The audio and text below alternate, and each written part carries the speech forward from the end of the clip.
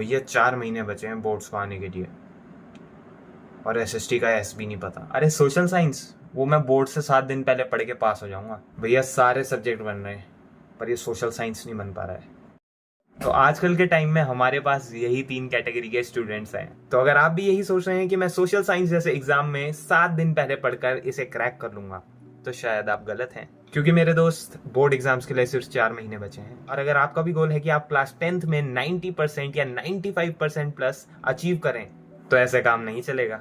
तो अगर आप भी सोशल साइंस जैसे सब्जेक्ट से परेशान हैं, तो आज मैं आपको 7 की पॉइंट्स बताने वाला हूं जिनको अच्छे से फॉलो करके अपने सोशल साइंस बोर्ड एग्जाम में 100 आउट ऑफ 100 स्कोर कर रहे होंगे। लेकिन इन सभी पॉइंट्स को बताने से पहले let me introduce myself first. Ladies and gentleman, my name is Akshar Thapliyal. I have scored 93% in my class 10th board exam session 22-23. Apart from that, I have scored 95% in my social science exam. इसी के साथ साथ मैं एक cycling enthusiast भी हूँ and currently I am studying in class 12th. I have opted for humanities stream because studying humanities is my passion. So guys, इन की points को जानने से पहले मैं चाहता हूँ कि आपके पास एक डायरी और एक पेन हो, उसको लेकर बैठना और प्लीज प्लीज प्लीज इन सभी की पॉइंट्स को नोट डाउन करना और रोज रीड करना, क्योंकि मैं नहीं चाहता कि मेरी मिस्टेक्स आप भी फॉलो करें और अपने बोर्ड एग्जाम में 100 आउट ऑफ 100 अचीव करने से चूक जाएं। सो मेरे सभी प्यारे क्लास 10 ग्रेडर्स, ये वीडियो वैसे भी बहुत ही ज्यादा क्रिस्प होने वाला है, क्योंकि मैं नहीं चाहता कि आपका टाइम वेस्ट हो, क्योंकि आप वैसे भी एक बोर्ड एग्जाम के स्टूडेंट हैं और मैं जानता हूं कि एक बोर्ड एग्जाम के स्टूडेंट के लिए टाइम का कितना इंपॉर्टेंस होता है। इन सभी पॉइंट्स को अपनी नोटबुक या डायरी में नोट करते रहना। एकदम सीधी बात होगी विद नो बकवास। वीडियो के एंड में एक स्टार पॉइंटर भी होगा, तो इसलिए पूरी वीडियो देखना यार, क्योंकि मैं नहीं चाहता कि आप वो भी मिस करें। तो शुरू करते हैं टिप नंबर 1 से। नंबर 1 में आता है importance of short notes and one liners. देखिए, आज तक यूट्यूब में लगभग सभी मेंटोर्स ये बताते हैं कि सोशल साइंस जैसे सब्जेक्ट में नोट्स बनाना बहुत ही ज्यादा इंपॉर्टेंट होता है। बिल्कुल होता है।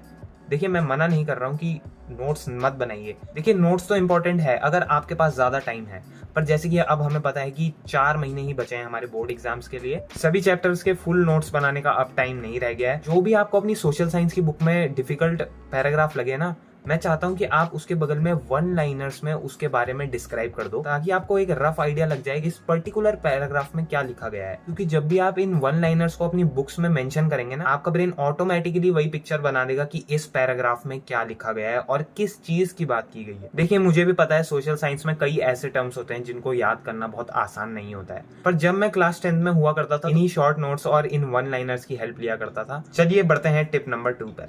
देखिए, हिस्ट्री और ज्योग्राफी एक ऐसा सब्जेक्ट है इसमें हम सीरीज को याद रखते हैं और इनको याद रखना बहुत ही इंपॉर्टेंट हो जाता है, क्योंकि इन सीरीज में अगर कुछ चीज ऊपर या नीचे हो गई तो हमारा पूरा क्वेश्चन बिगड़ सकता है। तो यहाँ काम आते हैं निमोनिक्स। अगर आपको निमोनिक्स के बारे में डीप में जानना है तो आप गूगल पर सर्च कर सकते हैं, वरना मैं एक सेपरेट वीडियो बना दूंगा इन निमोनिक्स के ऊपर। अब जब मैं क्लास 10 में हुआ करता था, तो हमारे एक बहुत ही अच्छे टीचर हुआ करते थे। उन्होंने हमें कुछ चीजें तो इतने अच्छे से याद करवा दी थी जो हमें बोर्ड एग्जाम्स के बाद भी आज तक याद है। तो इस चीज को मैं आपको एक एग्जाम्पल लेके समझाता हूँ। तो जैसे कि हमें पता है कि in terms of area India stand करता है 7th नंबर पर पूरे वर्ल्ड में। तो इस सीरीज को याद रखने के लिए हमारे सर ने हमें एक ट्रिक बताई थी, वो है रकूक बाई, यानी RCUCBAI।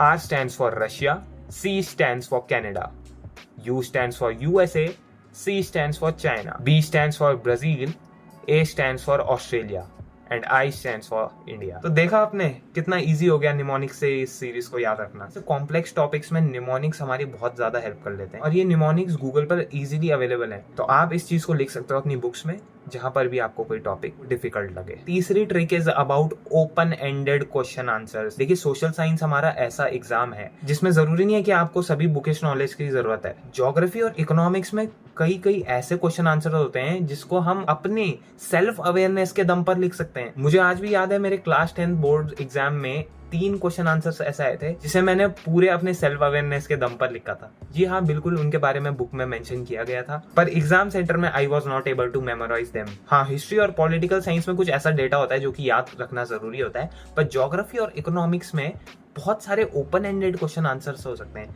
जो कि आप अपनी सेल्फ अवेयरनेस के दम पर अटेम्प्ट कर सकते हैं और उसमें फुल मार्क्स पा सकते हैं। Now let's move on to tip number 4, neglecting picture based questions. देखिए गाइस, हिस्ट्री, ज्योग्राफी और स्पेशली पॉलिटिकल ऑप्टिकल साइंस में जो हमारे पिक्चर बेस्ड क्वेश्चंस होते हैं ना, जो कि चैप्टर्स के कॉर्नर पर लिखे होते हैं, उनको पढ़ना बहुत ही ज्यादा इंपॉर्टेंट है गाइस। और जैसे कि सीबीएसई हमें सेशन स्टार्ट होने से पहले ही बता देता है कि कौन कौन से पिक्चर बेस्ड क्वेश्चंस पूछे जाएंगे, तो गाइस उनको याद रखना बहुत ही ज्यादा इंपॉर्टेंट है।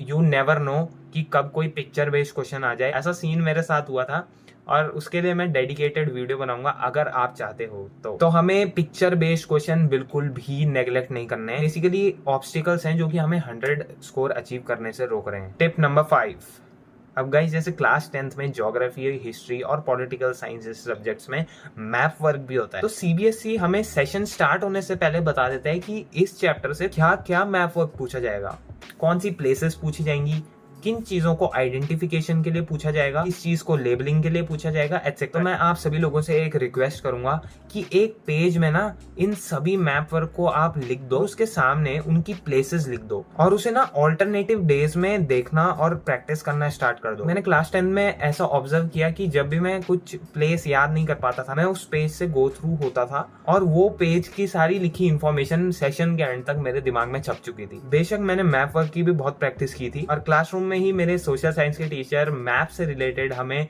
क्विज कराया करते थे। मजे मजे में हमें वो सारी चीजें मेमोराइज हो जाती थी and I still remember board exams में मेरे मैप वर्क में एक भी नंबर नहीं कट हुआ था। So tip number 6 is revise revise and revise. So guys social science एक ऐसा सब्जेक्ट है जो कि बहुत ही ज्यादा रिविजन मांगता है, तो मैं चाहता हूँ आप ऑल्टरनेट डेज में अलग अलग सब्जेक्ट्स को रिवाइज करें। और रिविजन में आपको बार बार वन शॉट लेक्चर्स या पूरी बुक की रीडिंग करने की जरूरत नहीं है। आपको मेनली जो भी आपने चीजें अंडरलाइन करी है ना, जो भी आपके टीचर्स ने इंपॉर्टेंट चीजें बताई है आपके क्लासरूम में, उनसे गो थ्रू करना है, फ्रेश कर सके वही चीजें जो कि आपको पढ़ाई गई हैं। जाहिर सी बात है आप अपने बोर्ड एग्जाम से पहले फुल एनसीईआरटी बुक को रीड करेंगे, पर जब तक रिवीजन का टाइम है वन लाइनर्स को पढ़ सकते हैं और अपने कॉन्सेप्ट्स को वापस से पॉलिश अप कर सकते हैं। अब गाइस जो हमारी 7th और लास्ट प्रो टिप आती है वो मैं आप सभी को बताता हूँ। गाइस ज्योग्राफी और इकोनॉमिक्स जैसे सब्जेक्ट में कई जगह ऐसी चीजें होती है कि हमें डेटा को याद रखना पड़ता है और डेटा में गिवन डिजिट्स और कितने सालों में क्या चीज कितनी चेंज हुई है वो याद रखना बहुत ही ज्यादा मुश्किल हो जाता है। यहाँ पर है मेरे पास क्लास 12 की एनसीईआरटी ज्योग्राफी की बुक।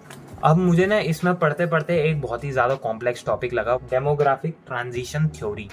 तो बेसिकली ना ये थ्योरी स्टार्ट होती है यहाँ से, आई होप आपको दिख रहा हो डेमोग्राफिक ट्रांजिशन लिखा है, यहाँ से लेके यहाँ तक एंड ये पूरी एक्सटेंड होती है इस पेज तक।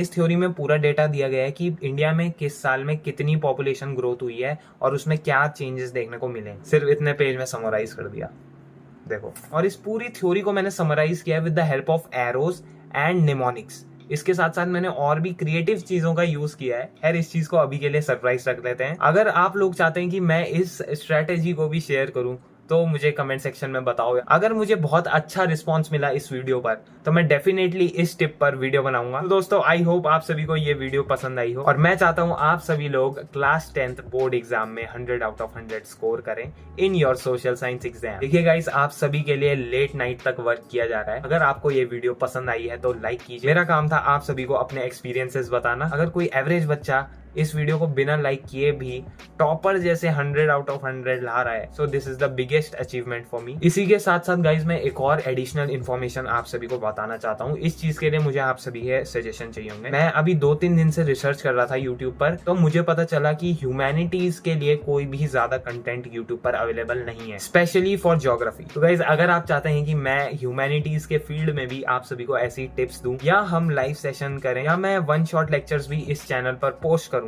तो गाइस प्लीज मुझे अपने सजेशंस कमेंट सेक्शन में दीजिएगा। फिलहाल मेरे इस यूट्यूब चैनल पर कोई भी फर्दर प्लान्स नहीं है। वीडियो की need is totally dependent upon your opinions. So that's it for today guys. मैं हूं आपका दोस्त अक्षर थपकियाल। आशा करता हूं आपको वीडियो पसंद आई हो। तो चैनल को सब्सक्राइब करें, वीडियो को लाइक करें, अपने क्लास 10th के फ्रेंड्स के साथ इस चैनल को जरूर से शेयर करना, कमेंट्स करना बिल्कुल मत भूलिएगा। And I will see you in the next video. जय हिंद।